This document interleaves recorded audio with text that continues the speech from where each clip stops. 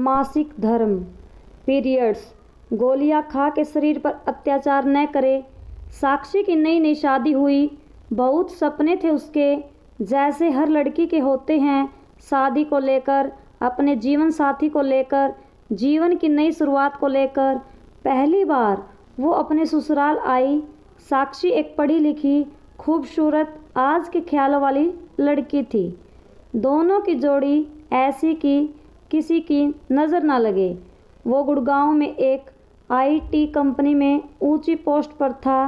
साक्षी की सास ससुर भी पहले सरकारी नौकरी में कार्यरत थे, पर अब रिटायर हो चुके थे। देवर भी बढ़िया सी नौकरी कर रहा था। सब कुछ एकदम अपनी जगह पर सही सा था। शादी के दिन सारी विधि करते करते और घर आते आते बहुत रात हो गई थी। आते आते ही साक्षी की सास ने एक छोटी सी घर में पूजा विधि कर ली। साक्षी की बहन राधा ने सास को समझाने की बहुत कोशिश की कि सब बहुत थक गए हैं और बाकी की विधि दूसरे दिन कर लेंगे, पर वो सुनने के लिए तैयार ही नहीं थी। दूसरे दिन घर की बाकी रस्में निभाई गई। 2-3 दिन बाद साक्षी ने रसोई की पूजा करवाई गई और उसने पहली रसोई में हलवा बनाया जो सबको बहुत पसंद आया। ससुर जी ने अपनी बहू को शगुन के तौर पर 1100 रुपये दिए और खूब आशीर्वाद देकर कहा कि ऐसे ही इस घर की अन्नपूर्णा बनना। सास ने साक्षी की कमरे में बुलाया और कहा कि परसों मैंने तुम दोनों के वैवाहिक जीवन, सुख शांति, नवग्रह शांति आदि के लिए पूजा रखी है। सुबह अंधेरे ही उठ जाना, बाल धो के अच्छे से नई कोरी साड़ी पहन लेना। साक्षी सब कुछ बड़े ही गौर करके सुन रही थी। अचानक सास ने पूछा, अच्छा तुम्हारी तारीख कब की है मासिक धर्म की? कहीं ऐसा न हो कि मैं इतनी तैयारी करूं और तुम सब पर पानी फेर दो। साक्षी की ये सब सुनकर थोड़ा अजीब लगा, पर ज़्यादा ध्यान नहीं दिया। वो बोली, नहीं माँ जी, अभी 5-6 दिन हैं तारीख को, कोई गड़बड़ नहीं होगी। हाँ, पर शादी की भाग दौड़ में कुछ कह नहीं सकती। सास बोली तो एक काम कर ले, गोलियां खा लेना ताकि पूजा में कोई विघ्न न आए। साक्षी सर हिलाकर अपने कमरे में चली गई। पूजा विधि सब ठीक से हो गई। सभी रिश्तेदार अपने अपने घर लौट गए। सुमित की भी छुट्टियां खत्म होने वाली थी। वो कमरे में आई और सुमित ने जोर से साक्षी की अपनी तरफ खींचकर अपनी बाहों में ले लिया। वो उसके करीब आने की कोशिश कर रहा था। उतने में साक्षी बोली, सुमित, मुझे तुमसे कुछ बात करनी है। पर सुमित कहाँ सुनने को तैयार। साक्षी ने कहा, सुमित प्लीज़, बात ज़रूरी है। आज माँ जी उतना ही सुनती है। सुमित साक्षी की तरफ देखकर बोला, क्या हुआ, कुछ कहा क्या माँ ने? साक्षी बोली, माँ जी ने कहा है कि अभी घर में मंगलमय वातावरण है, इसलिए अभी ऐसा कुछ भी मत करना। चाहो तो मैं तुम्हें बाद में खुद टिकट निकाल कर दूंगी, तब खूब घूम लेना मन भर के। सुमित, तुम्हें नहीं लगता ये सब थोड़ा अजीब है?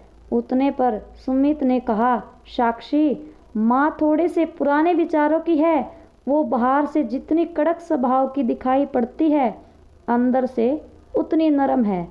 तुम कभी भी उन्हें किसी चीज़ के लिए मना मत करना, क्योंकि यही छोटी छोटी चीज़ें दिल में घर कर जाती हैं और आगे कितना कुछ भी कर लो फिर दिमाग से जाती नहीं। मैंने माँ को कभी किसी बात के लिए मना नहीं किया और ये सिर्फ 4-5 महीने की ही बात है। एक बार फ्लैट का बचा काम पूरा हो गया, फिर तुम मेरे साथ ही रहोगी। फिर तुम्हें जैसा रहना है वैसे रहना, मेरी तरफ से कोई बंधन नहीं रहेगा। उसे सुमित की सारी बातें समझ आ गई और उसकी मम्मी ने भी यही समझाया था कि शुरुआत के कुछ दिन ससुराल वाले बोले वैसे ही करना, चाहे तुम्हारी इच्छा हो या ना हो। अगर तुम्हें सभी के दिलों में अपनी जगह बनानी है तो वो जैसा बोले वैसा करना। 5-6 दिन बाद सुमित चला गया। सब कुछ एकदम बढ़िया चल रहा था। तभी साक्षी को मासिक धर्म पीरियड्स आ जाते हैं। अब तो उसकी सास उससे बात करना तो दूर, उसकी तरफ देखने तक को तैयार नहीं थी। स्टोर रूम में उसे रहने के लिए कहा और वहीं उसका खाना पीना सब कुछ भी। जैसे तैसे साक्षी ने 4-5 दिन निकाले और आगे से पीरियड्स आने पर मम्मी के यहाँ जाना ठीक होगा, ये साक्षी ने कहा। तो सासू माँ बोली कि हाँ सही भी है, घर भी अपवित्र नहीं होगा और मुझे बार बार छुआछात के कारण साफ सफाई करनी नहीं पड़ेगी। लोग कहते हैं ये सब भगवान का चलता नहीं, फिर फूल कैसे चढ़ जाते हैं भगवान को। फूल आने के बाद ही तो एक पेड़ को फल आते हैं।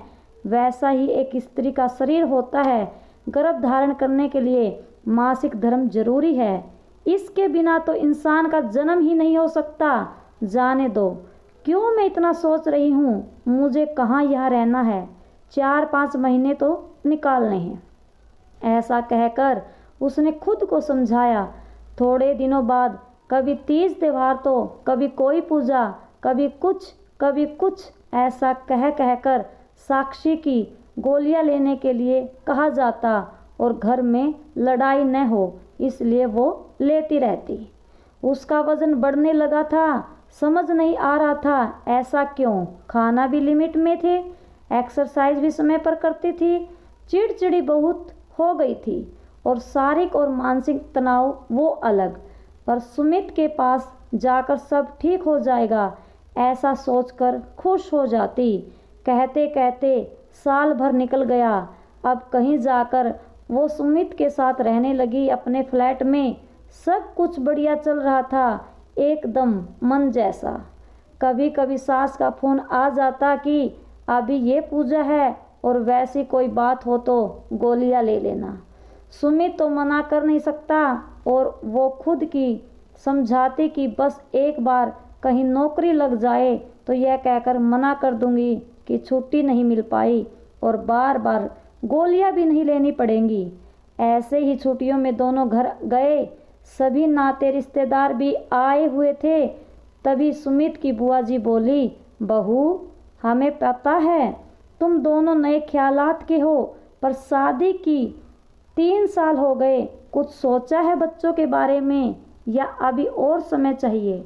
भाभी तो भगवान के हाथ धोकर पीछे पड़ी रहती है, पर कोई खुशखबरी मिलेगी ऐसा लग तो नहीं रहा। और सभी उनकी तरफ देख के हंसने लगे।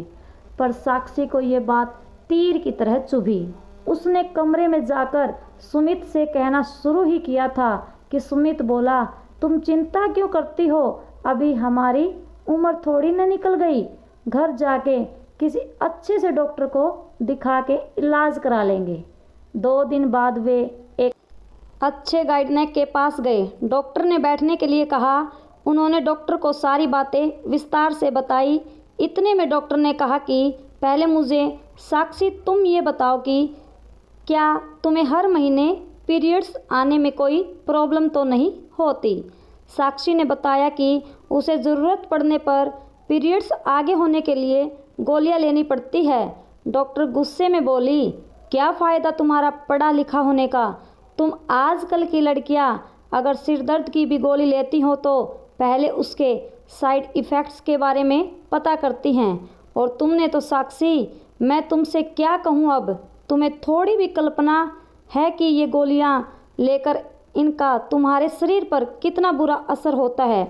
तुम्हारी फैलोपियन ट्यूब में ब्लॉकेज आ गई है इन गोलियों के कारण, और तो और शरीर में होने वाले हार्मोन बदलने के कारण तुम्हारी दोनों ओवरीज डैमेज हो गई हैं। तुम्हारे गर्भाशय में गांठें बन गई हैं। तुम्हारे माँ बनने के चांसेस कम से कम 90% तक कम हो गए हैं। फिर भी मैं कोशिश करूँगी, पहले गोलियां देकर देखती हूँ, अगर गांठें गल जाएं तो, वरना तुम्हारा गर्भाशय निकालना पड़ेगा, क्योंकि इन्फेक्शन भी फैल सकता है। ये बातें सुनकर साक्षी के हाथ पैर ठंडे पड़ गए थे। सुमित का भी यही हाल था। उन्होंने सोचा भी नहीं होगा कि इसका परिणाम इतना भयानक होगा। वो गुस्से में उठी और डॉक्टर से बोली, मुझे पता है मुझे ये नहीं कहना चाहिए, लेकिन आप बताओ मुझे ऑपरेशन के लिए कब आना है। डॉक्टर बोली, आप ये क्या कह रही हो मिसिज साक्षी, और नहीं तो क्या, ना गर्भाशय रहेगा, ना पीरियड्स आएंगे और ना मेरे कारण किसी का घर अपवित्र होगा। सही कहा ना मैंने सुमित। और वो वहाँ से चली गई। सुमित की राह न देखते हुए सुमित के पास इसका कोई जवाब नहीं था। आज हम 21वीं सदी में जी रहे हैं। छुआछात, अपवित्रता, ये सब बातें पहले हुआ करती थी और औरतों का अलग बैठना, उसके पीछे भी अनेक कारण थे। पर सिर्फ घर अपवित्र ही हो जाएगा या पूजा विधि रह जाएगी, इसके लिए पीरियड्स न आने के लिए गोलियां लेना, ये अपने शरीर पर एक प्रकार से अत्याचार ही है। और इन गोलियों का दुष्परिणाम भी बहुत भयावह है। जो गलती साक्षी ने की वो आप न करे, बस यही गुजारिश है और यही कहानी के माध्यम से आप तक पहुंचाना था। दोस्तों, अगर वीडियो अच्छी लगी हो तो लाइक और चैनल को सब्सक्राइब करें और आगे मिलते एक नई वीडियो के साथ। Take care, thanks for watching.